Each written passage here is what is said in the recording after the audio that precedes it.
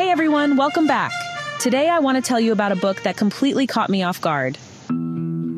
For years, and I mean years, I've been walking around thinking this was a novel. I'd see it referenced, hear people talk about it, and in my mind I was like, oh yes, that classic African novel. Well, plot twist, it's not a novel at all. It's a collection of 11 short stories. And let me tell you, discovering this was like finding out your favorite superhero has been wearing their underwear on the outside this whole time. Technically, you should have noticed, but somehow you just didn't. So buckle up, because today we're diving deep into a collection that's going to make you question whether humanity has made any progress at all in the last 50 years. Spoiler alert, we probably haven't. Say what?!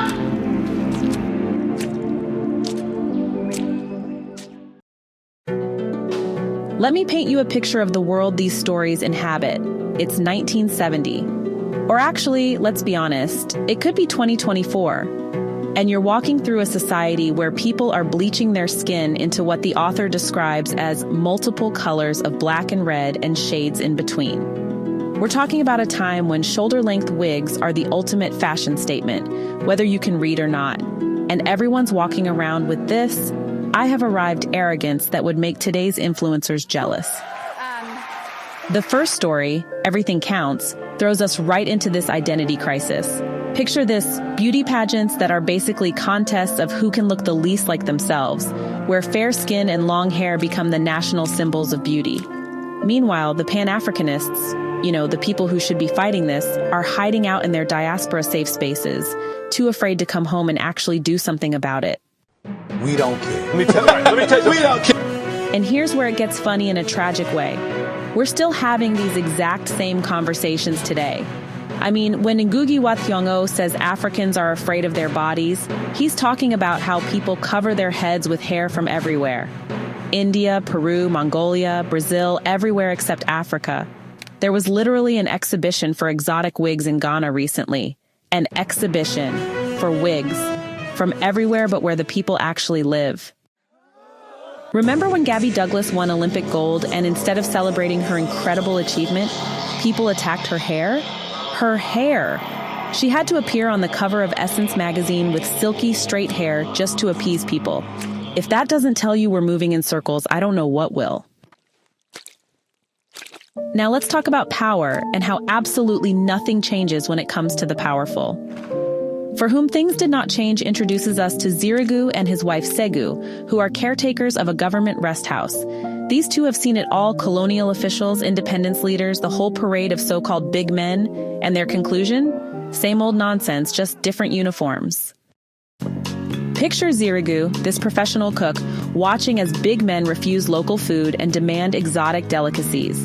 These same men are still chasing young girls, buying them gifts with their parents' blessing because, well, corruption pays the bills. They're still treating old people like children just because they have education.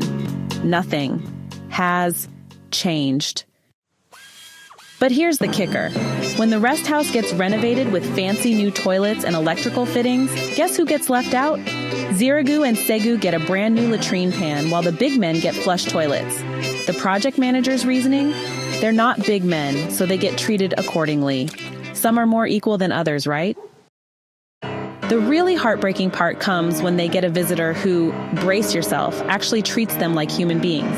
He doesn't bring a girl, doesn't demand exotic food, doesn't get drunk, and asks them to call him by his actual name instead of Massa.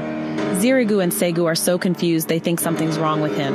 They've been oppressed for so long that normal human decency looks abnormal to them. Aha!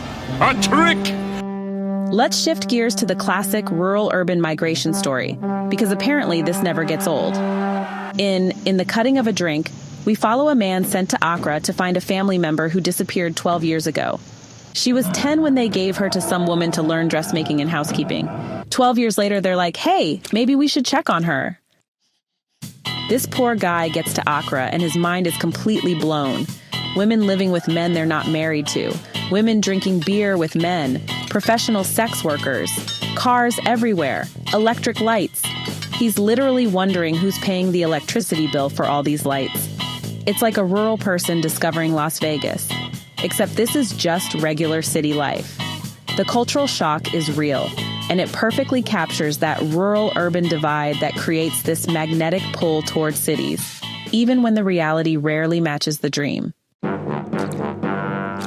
The message is absolutely hilarious in the most tragic way possible. Picture this. An old woman receives word that her pregnant granddaughter in Cape Coast has been opened up and the child removed. Now, you and I know this means a C-section, but Grandma immediately starts planning the funeral. She boards a lorry, yes, a lorry, in full mourning mode, wailing about her dead granddaughter the entire journey. The young driver and passengers are like, "Lady, chill, it's just surgery," but she's not hearing it. Even when she gets to the hospital and sees her granddaughter sitting up in bed, talking and fully alive, she still thinks she's dead because, in her world, being opened up equals death. This story perfectly captures how different generations process information, especially when it comes to medical advances.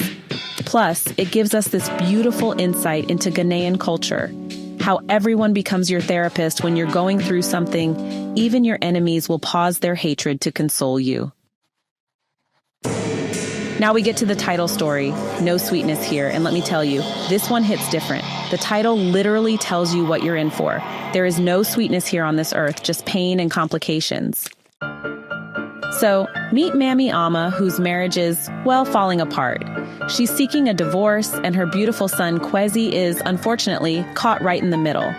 Her husband's family, they just can't stand her because she doesn't play the traditional daughter-in-law role, like, buying gifts for the mother-in-law and all that performative stuff. Now, during the Ahoba festival, which was supposed to be a time for reconciliation, they actually decide to finalize the divorce. And then, the custody battle begins because, according to custom, a child belongs to the father, even though he inherits from his mother's family. Confusing? Yeah, welcome to patriarchal systems. So Kwesi's father claims him, but honestly, there's this ominous feeling that he won't enjoy this victory for long. That afternoon, something happens to Kwesi. The story doesn't spell it out, but that vagueness, it just makes it even more powerful. A Gift from Somewhere tells the story of Abina Gyawa, a woman who has lost every child on the day they were born. Then enter a Malam. He's basically a traveling religious healer who's frankly just making things up as he goes along. This guy promises her that this child won't die like the others. Of course, she immediately goes into labor, and when the baby appears to be dying, she panics. The Malam, caught up in his own lie, starts performing some desperate face-saving incantations while honestly looking for the nearest exit. He sends her to fetch some items, quickly adds some random dietary restrictions, like no fish on Fridays and Sundays, and bolts the moment she leaves. Plot twist, the baby survives and gets named Kwaku Nyamekia, which means God's gift.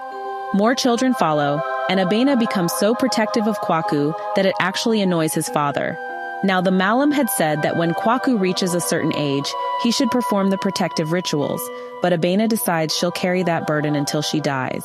That's mother's love for you. Two Sisters gives us Mercy and Connie, two sisters with completely different approaches to life. Mercy wants to live large despite her modest means because she's trying to keep up with friends who change wardrobes regularly and get picked up from work in big cars. Her solution? Befriend an MP old enough to be her father. Connie, the elder sister, is the meek type who can't even stand up to her cheating husband James, who doesn't even bother hiding his affairs. But James? He's not bothered by Mercy's arrangement. He's actually trying to figure out how to exploit it for his own benefit. When a coup happens, Connie thinks it's divine intervention that will solve her family's problems by eliminating corrupt politicians like Mercy's MP. But Mercy knows better. Humans don't change, only the faces do. Sure enough, she shows up later with an old captain from the new military government who's been appointed to investigate the old regime's corruption. Connie is shocked. James is his usual scheming self, and the wheel keeps turning. New people, same old corruption. The late Bud introduces us to Yaba, the ultimate problem child who finally decides to surprise her mother with something good.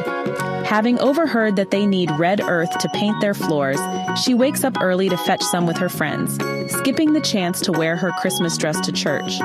Of course, because this is Yaba, even her good deed turns into disaster. She falls into a large bowl of water while looking for a hoe, hits her chest on the edge, collapses, and spills all the water. When her friends come looking for her, everyone's shocked that she would willingly do something helpful.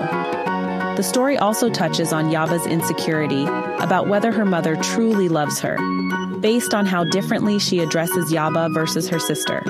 It's a perfect exploration of how children process adult behavior and the challenges of raising difficult kids. Something to talk about on the way to the funeral is pure genius in its narrative technique. Two friends are walking to a funeral, and through their gossip, we learn the entire tragic story of the deceased and her family. One friend lives in the village, the other is just visiting for the funeral, but in typical small-town fashion, they know everyone's business. Through their conversation, we learn that the deceased, Auntie Araba, had only one child, Ato, with a big man who brought her to the village to deliver quietly. Auntie Araba pampered her son, but when the big man couldn't have children with his legal wife, he took Ato away for better education. During one of Ato's holiday visits, he impregnated a village girl named Mansa. Her mother took care of everything, expecting Ato to return and marry her. But Ato got another girl pregnant, the daughter of another big man who was threatening fire and brimstone if he didn't marry her. This new girl was one of those who despise village life and look down on villagers. Mansa left to make her own way and succeeded. The pattern repeats itself. Ato becomes just like his father, and Mansa's story mirrors Auntie Araba's. Nothing really changes between generations. You know, the collection ends with Other Versions, which is about a young man's relationship with his parents as he progresses through education. His mother, bless her heart, refuses to accept anything from him directly. She insists he give everything to his father, a man whose legendary meanness includes paying only the minimum school fees before declaring he's done enough. When the young man finds himself in the U.S., he realizes that women's lives and love are universal. His mother's only joy comes from knowing he's doing well, even though she never accepts anything from him directly.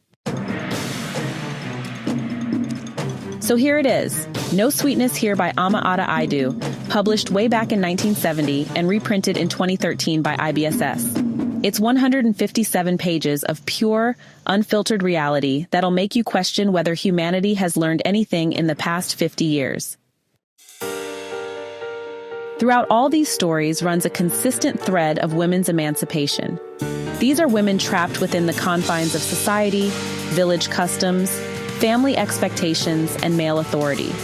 There are mean men who neglect the women they impregnate, men who don't love their children properly, and those whose perception of wives is ironically determined by their mothers. We see old men in inappropriate relationships with young women, professional cooks who won't cook for their wives, single mothers, women discarded like used rags, women who become breadwinners, and those who sacrifice everything to keep families together. Yet the author remains refreshingly non-judgmental. Even when describing polygamous homes, there's no preaching or moralizing. The storytelling never gets overwhelmed by themes and agendas. And can we talk about the humor? Sometimes you literally cannot avoid laughing in public to questionable stares. The author's observation about Cape Coasters being more English in their mannerisms, sensibilities, and behavior than the general Ghanaian population is perfectly illustrated through their names. We get introduced to scrappy nurse under training, Jessie Treason, second-generation Cape Coaster her grandmother, still remembered at Edgia number 7, who says, "As for these villagers," and giggles. Treason, when have you ever heard Treason as someone's name? But visit Cape Coast and you'll meet several such sons, Blankson, Menson, and others. You can literally identify someone's ethnicity from their name alone. This collection is a masterclass in realistic storytelling. Every conversation feels like something you could overhear in real life. No unnecessarily complicated sentences that only politicians use to bamboozle people. What Aidoo writes about are things you're likely to encounter if you just stop and look around. Her narrative technique is phenomenal. She shifts perspectives seamlessly, whether through monologue or dialogue, making you feel like you're participating in the stories rather than just reading them. The conversations are lifted directly from real life, which is why reading her work feels so authentic. But what strikes me most is her role as a chronicler of social, economic, and cultural changes. She shows us that while society's surface changes, new gadgets, different leaders, modern technology, human behavior remains frustratingly consistent.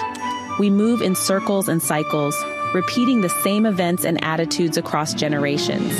The stories were written by 1970, yet every issue they address could be pointed out in our societies today, over 50 years later. Power and promiscuity, unconscious repression, identity crises, rural-urban migration, generational gaps, corruption, gender dynamics, it's all still here. This is fiction serving one of its most important functions, as a measure of progress, retrogression, or stagnation. And according to Aidoo's stories, we're definitely in the stagnation category when it comes to fundamental human behavior. What makes her a cautious feminist is her refusal to be preachy. She presents these women's stories without judgment, letting readers draw their own conclusions about the systems and structures that constrain them. Ama Ata Aidoo was a Ghanaian author, playwright, and academic who had this incredible ability to see through the surface of social change to the unchanging core of human nature. Her perception of life and events is phenomenal. She knows exactly what she wants from her stories and delivers with precision. While I admit I haven't read enough of her work yet, the few pieces I've encountered speak of an author with extraordinary insight into the human condition. Her writing feels effortless and natural, like conversations you might have with a wise friend who's seen it all. This book is highly recommended for anyone who wants to understand how little we've actually progressed as humans, despite all our technological advances and social movements. It's a mirror that reflects uncomfortable truths about our societies, wrapped in storytelling that's both accessible and profound. If you've read No Sweetness Here or any of Ama Ata Aidoo's other works, let me know in the comments what you thought. And if you haven't, definitely add this to your reading list. It's a collection that will stay with you long after you've closed the book. Thanks for watching, and I'll see you in the next review. Hey, thanks so much for hanging out with me today. If you're interested in diving deeper into this book, I've left some links down in the description. You can use it to grab yourself a copy and keep the adventure going. And if you're in the mood for more great reads, don't go just yet. Click on one of the videos popping up right now that I think you'll love. And don't forget to give this review a like, leave a comment, or even subscribe if you'd like to see more. Every bit of support helps us grow this little community of book lovers. See you in the next one.